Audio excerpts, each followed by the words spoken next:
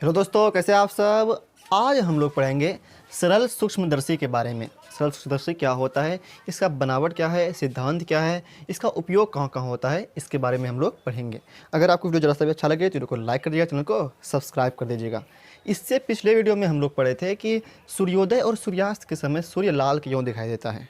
अगर इसी से रिलेटेड आपसे पूछ दे कि बताइए दोपहर के समय में, दोपहर के टाइम में सूरज जो होता है वो श्वेत दिखाई देता है, सफ़ेद दिखाई देता है, ऐसा क्यों। तो बोलना है कि दोपहर के समय क्या होता है कि सूर्य और पृथ्वी का जो बीच का दूरी होता है वो सबसे कम दूरी होता है, बहुत नज़दीक में होता है। इसीलिए क्या होता है, सूर्य से आने वाला श्वेत प्रकाश का सातों रंग पृथ्वी पर आ जाता है, किसी भी एक रंग का प्रकीर्णन नहीं होता है, जिसके कारण क्या होता है आपको श्वेत वो दिखाई देता है। अगर सातों रंग आ जाएगा तो आपको श्वेत दिखाई देगा। लेकिन सूर्योदय सूर्यास्त के समय जो पिछले वीडियो में हम लोग पढ़े थे, उस टाइम में क्या होता था, सूर्य और पृथ्वी के बीच दूरी क्या होता था, ज़्यादा होता था, जिसके कारण क्या होता था लाल रंग ही आ पाता था, इसलिए लाल लाल दिखाई देता था। लेकिन अब क्या होगा, दोपहर के टाइम में क्या होता है, सूर्य और पृथ्वी के बीच का दूरी क्या होता है, कम होता है, जिसके कारण क्या होता है सूर्य से आने वाला श्वेत प्रकाश का सभी सातों रंग पृथ्वी पर आ जाता है, इसीलिए हमें क्या होता है श्वेत दिखाई देता है। अगर सातों रंग आ जाएगा श्वेत दिखाई देगा, अगर सिर्फ लाल रंग आएगा तो लाल दिखाई देगा। जिस तरह होता था पहले बताए थे आपको कि सूर्योदय और सूर्यास्त के समय क्या होता है, सिर्फ लाल रंग आ रहा था तो लाल दिखाई देता था। लेकिन अब क्या होता है दोपहर में, कि दोपहर में सातों रंग आ जाता है, क्योंकि नज़दीक में होता है सूरज। तो सातों रंग आ गया, किसी भी एक रंग के प्रकीर्णन नहीं हुआ तो सातों रंग आ गया। तो सातों रंग अगर आ जाए तो आपको कैसा दिखाई देगा, श्वेत दिखाई देगा, क्योंकि श्वेत प्रकाश जो होता है वो सात रंगों के मिलने से ही बनता है, इसीलिए आपको श्वेत दिखाई देता है। ठीक, अगर उन वीडियोस को आप नहीं देखें जो पिछले पढ़ाए थे पिछले वीडियो में, तो यहाँ पे आई बटन आता होगा, वहाँ से आप वीडियो को देख सकते हैं।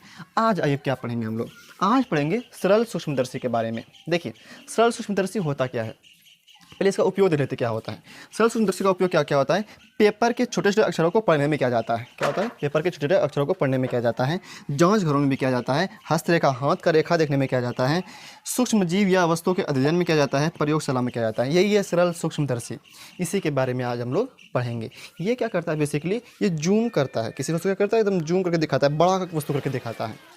ठीक, अगर मान के चलिए बहुत छोटा अक्षर लिखा हो, अगर इसको लगा के कैसे देखेंगे तो क्या होगा, बड़ा दिखाई देगा। देखिएगा कि सीआईडी सब में भी देखता है, एकदम एक ले लेता है वो ये और देखता है कि क्या हो रहा है, वहाँ पे बहुत छोटा छोटा चीज़ रहता है तो वहाँ पे भी देखा जाता है।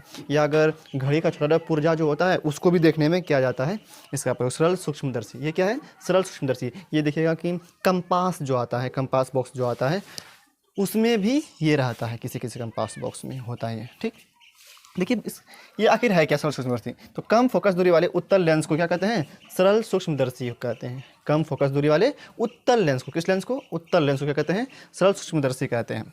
इसमें क्या लगा रहता है, कम फोकस दूरी वाला उत्तल लेंस लगा रहता है। ये चारों ओर प्लास्टिक रहता है और बीच में क्या होता है, उत्तल लेंस लगा रहता है। ठीक, या कुछ भी लगा सकता है, बाहर में कुछ भी रह सकता है, लेकिन यहाँ बीच में क्या रहेगा, वो उत्तल लेंस रहता है, कम फोकस दूरी वाला। देखिए कहता बनावट, तो ये लकड़ी या प्लास्टिक के फ्रेम में लगा होता है, लकड़ी का हो या प्लास्टिक का फ्रेम में। क्या, तो ये बाहर का जो ये वाला साइड जो दिख रहा है आपको, ये क्या है, ये प्लास्टिक या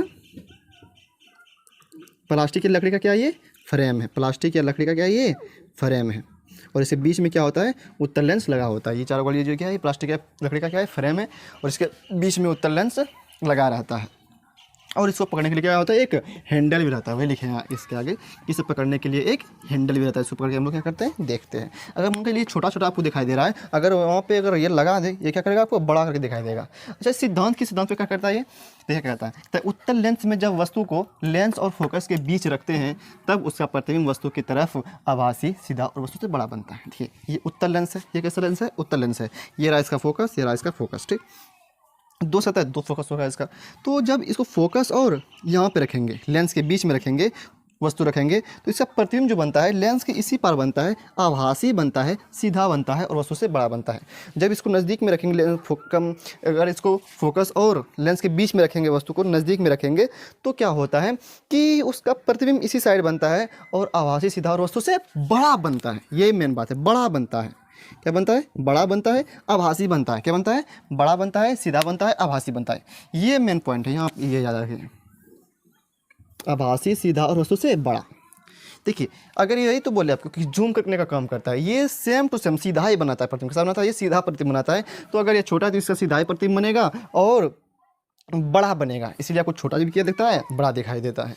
यही यहाँ पे फिगर है, यहाँ पे वस्तु रखे, एक के ऐसे गया तो ये फोकस से गुजरेगा, फिर तो उधर नहीं मिला करके इधर मिला दिया हम, फिर ये गुजरेगा यहाँ से, तो फिर ऐसे गया तो ऐसे तो कटेगा नहीं, इसलिए हम क्या कर दिए, पीछे मिला दिए, तो यहाँ पे कटा तो इसका प्रतिबिंब क्या बनेगा, यहाँ बनेगा आभासी।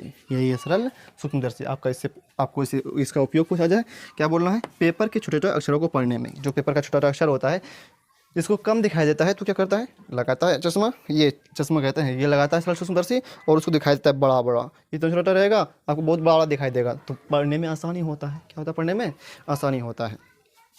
वही लिखे हैं उपयोग में कि पेपर के छोटे अक्षरों को पढ़ने में, जांच घर में भी किया जाता है, जांच करने में, या हस्तरेखा देखने में। हाथ का जो रेखा होता है छोटा, जो ज्योतिषी सब होता है वो क्या करता है, हाथ का रेखा देखने में भी इसका उपयोग करता है।